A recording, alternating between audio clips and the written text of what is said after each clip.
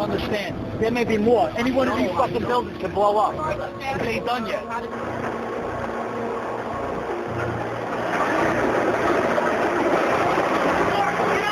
The firemen assembled here. The police officers have to die here.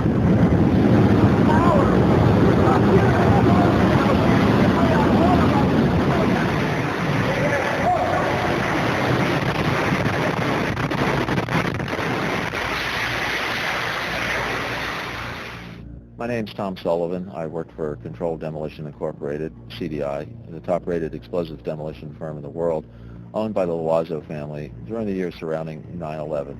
And I worked for them as an explosives loader for 2.5 years. As an explosives loader, my job was to place explosives in the buildings to prepare them for demolition. There are many steps that you need to take. First off is you have to weaken the building.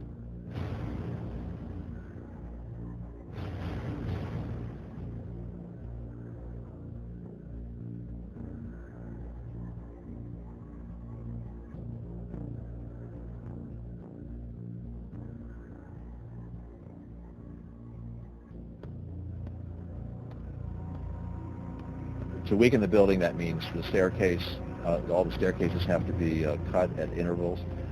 The firewalls have to be removed. The elevator shafts have to be cut. I look down to my right, and the elevators exploded, something out of like a Bruce Willis Die Hard movie. People just come running out of the elevators, on fire, fireball. I mean, it was like, what is going on here? Something's up here. I mean, the plane's up there, now there's fire down here. Then you have to move to the support columns on the particular load floors. And those are cut by a torch for two reasons. First, to weaken them, and also to allow for charges to be placed onto the structure, onto the columns themselves. And that essentially reduces their strength by about 20%.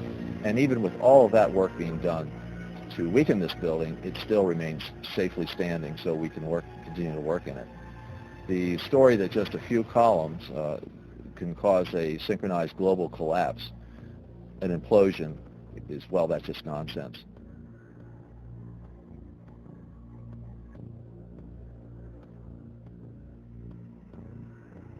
I don't see how this could actually happen in real life. When we load a building, we have to have all the support columns on a given load floor fail at the same time, within milliseconds of one another. And therefore, the entire building comes down in a synchronized implosion. So I think this notion of a one column failure causing an entire building to implode in a synchronized fashion is just nonsense. Looking at the building, it wouldn't be a problem once you gained access to the elevator shafts. How about an elevator modernization, which we know was going on the 9 months prior to 9/11? Yes, Elevator World, March 2001, documents it. In fact, they were in the middle of this modernization. There are people who noted that the elevators were locked in turn and that there were guards placed at these locked elevators during the modernization. Of course, you would have to have access to security. Securicom was brought in. Who sits on the board of Securicom? Marvin Bush, the younger brother of George Bush. Then a team of loading experts would have access to all the core columns and beams. The rest could be accomplished at that point by just the right kind of explosives for the job at hand. The choices are many out there. You wouldn't need miles and miles of det cord. You could have used wireless remote detonators, and they have been available for years. You need to only look at an action movie to see them in use, and of course the military has them as well.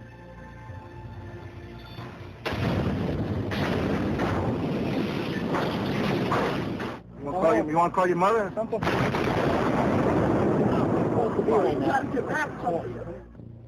Contractors don't use them, on the other hand, because they're just too expensive. Well, you wouldn't have found steel casings to be left in the rubble. They haven't been used for years. What we use now is RDX copper-jacketed shape charges, and when they're initiated, there's nothing left of those charges. And in the case of thermite, well, thermite self-consuming cutting charges have been around since they first patented in 1984. So there would be nothing left in the debris pile except some residue of molten iron.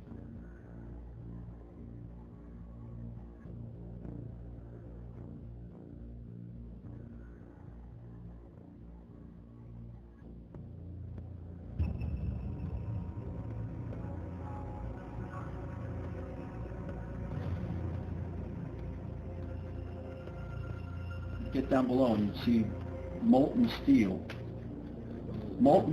running down the channel rails, like you're in a foundry. These incredibly hot areas were found at the bottoms of the elevator shafts, down 7 basement levels. The molten steel was found 3, 4, and 5 weeks later when the rubble was being removed. He said that molten steel was also found at World Trade Center 7.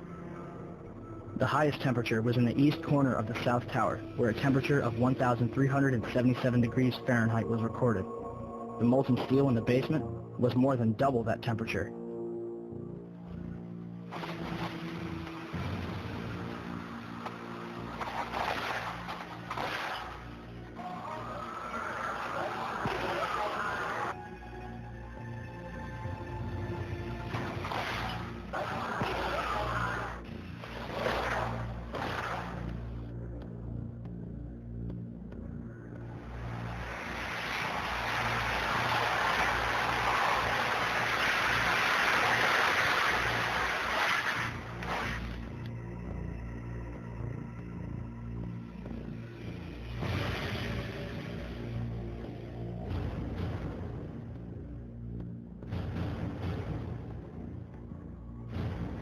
With any implosion, you don't hear one massive boom sound. What you do hear is smaller explosions going off.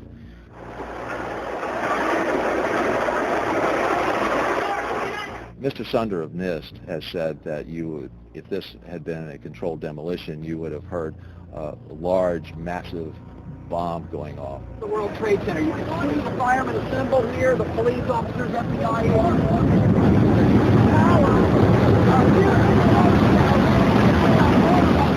What in reality happens with a controlled demolition is you hear a successive, progressive, smaller waves of smaller explosions going off.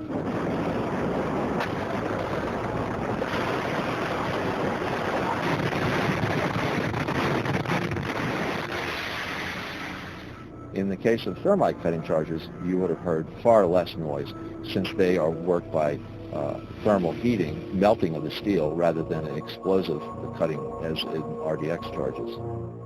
I knew from day one that this was a controlled event. And why I did that is because simply looking at Building 7, you have a sudden collapse of the building. It's fairly symmetrical as it comes down. There's a classic kink, which means that the center core fails first, and you can see that on the video, and the building falls near free fall. So I really honestly didn't believe this from day one, because this is the way buildings classically come down with a controlled demolition.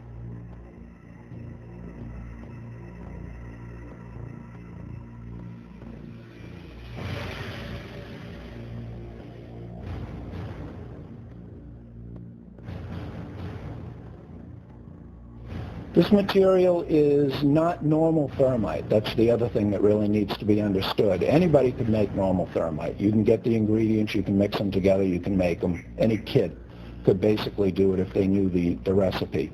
This material is composed of the real key ingredient that I don't think anybody else could really make in a convenient way is the nano-aluminum. It's a controlled substance. I could go buy it, but the government limits how much I can buy of it. It's very, very difficult to produce in these sizes and to keep from reacting. It's not something that you just get at the local five and dime or you're going to make on your own. It's a very, very difficult to make material. And that's the one thing in there that really tells me specifically that this wasn't some guys working in caves in Afghanistan, or it wasn't somebody in their basement doing this. This was, a massive engineering operation that made these materials. So the military uses it for a number of different applications. Another one, if you do a search on Google for thermite and building demolition, you can find all sorts of wonderful devices that have been fabricated and invented that use thermite for building demolitions.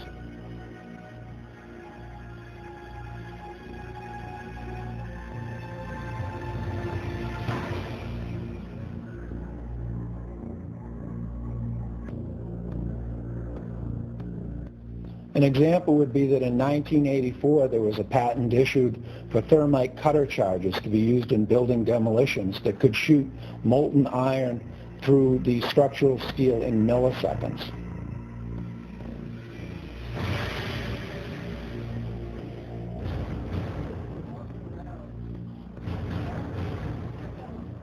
Oh my God! That was a bomb that did that. Oh, fuck! Look at that! That was a fucking bomb that did that. There's no goddamn way that could have happened.